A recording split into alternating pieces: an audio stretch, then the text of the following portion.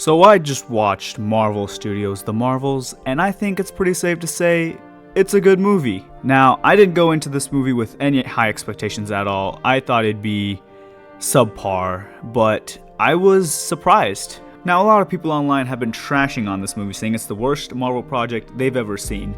And to all those people, I need to say, calm down. That title goes to Secret Invasion. Now, I will say that this isn't like the best Marvel movie ever, but it's still good. I don't know why people are giving so much hate towards it. So I'm going to be talking about why I think this movie is pretty good in this video. For one, I really like the whole swapping mechanic. Captain Marvel, Monica Rambeau, and Miss Marvel's powers are all entangled, and anytime they use their powers, they swap places with each other, and it makes for really fun and unique fighting scenes and action scenes and things like that. There's a whole first 30 minutes of the film where they're trying to get used to it, and it's really fun to see them all swap places. A lot of people, myself included, were a little confused at first because it didn't seem consistent. Sometimes they'd use their powers and they'd swap, other times they'd use it and nothing would happen. And as the movie went on, I realized that it only happens when they both use the powers at the same time. So if Monica Rambeau's not using her powers and Miss Marvel's not using her powers, but Captain Marvel uses her powers, she won't get swapped. But if Monica Rambeau and Captain Marvel uses their powers at the same time, then they swap places. This was kind of weird because they didn't really explain that, and they just assumed we would learn that, which I learned it throughout the end of the film, but at the beginning I was a little confused. The action and CGI was really well done. This movie throws you right into the beginning. There is no rising action whatsoever. You're in the mix when this movie starts. And I, for one, actually really like that. They didn't waste any time, right into it. And the action was really good. There was a lot of fight scenes, and again, the swapping makes for really unique and fun things. The CGI was really good. Honestly, I couldn't tell that it was CGI, and some of the shots looked really beautiful. But what steals the show is Kamala Khan. Miss Marvel is clearly one of the best characters they've introduced in Phase 4 or 5. I don't even know what phase we're in anymore. But she did a wonderful job. Iman Vellani, I think, is her real name. She is a great actress. Any single scene that could be happening, if you just look at Miss Marvel, she is having the time of her life. And it is so fun. And it was really fun to see her interact with Nick Fury and interact with Captain Marvel and Monica Rambeau.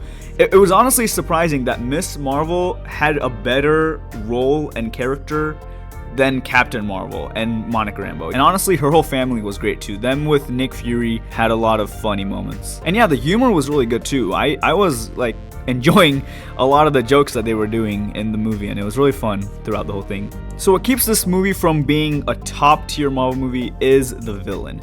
This is the one thing I think a lot of people are commenting on, and I need to touch a little bit on it as well. I low-key forgot her name. Darman! Darman! Oh! No, I think it's Darban. Darban, yeah.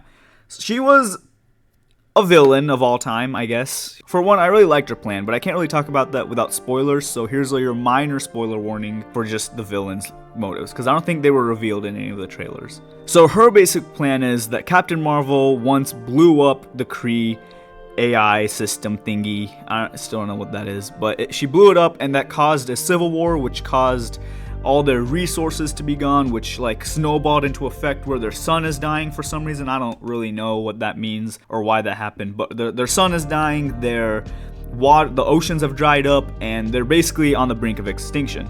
So what Darman does is she's like, okay, well, fuck you, Captain Marvel. I'm gonna target everyone you love and steal their resources. So she uses this hammer thing that has the Infinity Stone in it, but it doesn't because Infinity Stones don't exist. That's never really explained. She basically has the same hammer that Ronan did, but there is no Infinity Stone. But there is still a purple light that looks like the Infinity Stone and acts like the Infinity Stone.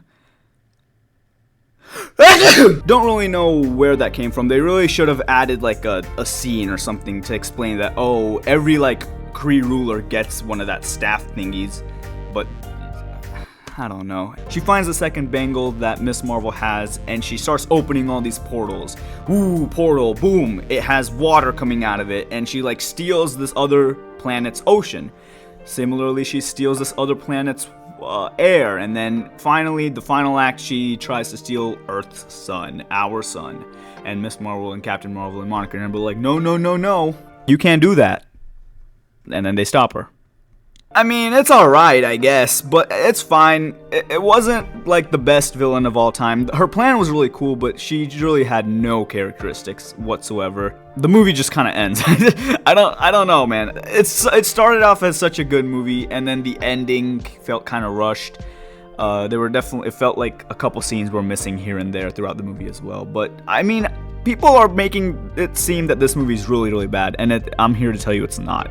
Yes, it has its problems, and yes, Marvel's been kind of on a losing streak, but honestly, I saw this movie as a win for Marvel. I think this reminded me of like old Marvel movies, like I'd say Phase 3 Marvel. Phase 2 and 3, I'd say. Overall, it's a good movie, even though the villain was one of the more forgettable ones, and even though there were some random things that were wrong with the movie. It was still a good movie, and I'm gonna give this one a 7 out of 10, so fight me in the comments. Bye-bye.